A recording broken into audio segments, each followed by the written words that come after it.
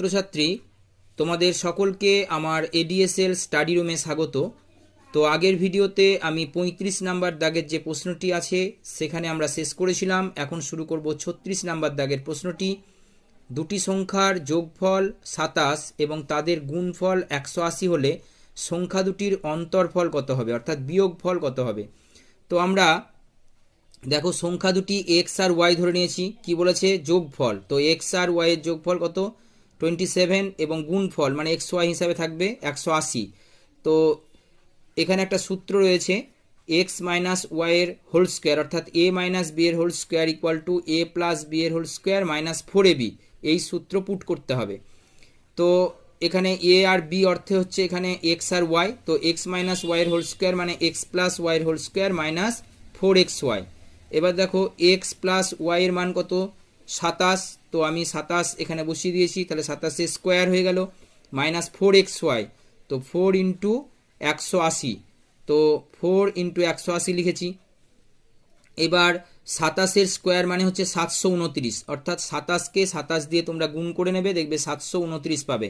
তো 729 লিখেছি, মাইনাস 4 18 72, পাশের শূন্যটা বসিয়ে দাও। তাহলে 729 থেকে 720 বিয়োগ করো, কত হবে? 9, অর্থাৎ 9। এবার তোমরা এক্স আর এক্স মাইনাস ওয়াই অর্থাৎ এটার রুট ওভার যদি আমরা করি অর্থাৎ বর্গমূল করি, তো এক্স মাইনাস ওয়াই পাবো।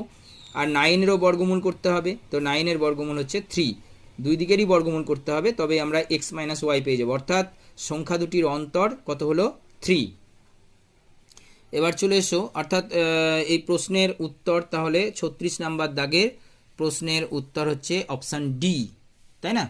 এরপরে সবচেয়ে লঘিষ্ঠ কোন সংখ্যাকে 36, 48 ও 72 দিয়ে ভাগ করলে ভাগশেষ 17 হবে?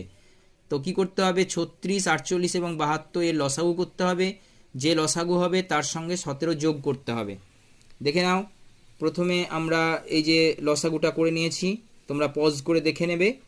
এরপরে যে লসাগুটা হয়েছে তাতে আমরা 4টে 2 পেয়েছি। দেখো 1 2 3 4টে 2 আমরা পরপর গুণ আকারে লিখে নিয়েছি এবং দুটো 3 পেয়েছি। দেখে নাও, দুটো 3 গুণ আকারে লিখে নিয়েছি। এবার এদের গুণফল হচ্ছে 144। এই 144-এর সঙ্গে 17 যোগ করে আমরা পেয়েছি 161। সুতরাং এই প্রশ্নের উত্তর হচ্ছে 161, অর্থাৎ এই 27 নম্বর দাগের প্রশ্নের উত্তর অপশান সি। ভারতের উপরাষ্ট্রপতি পদের জন্য নির্বাচনে দাঁড়াতে হলে ন্যূনতম কত বয়স দরকার? এই প্রশ্নের উত্তর হচ্ছে অপশান বি, 35। কোন রাজ্যে জরুরি অবস্থা জারি করতে পারেন একমাত্র কে? কোন রাজ্যে জরুরি অবস্থা জারি করতে পারেন একমাত্র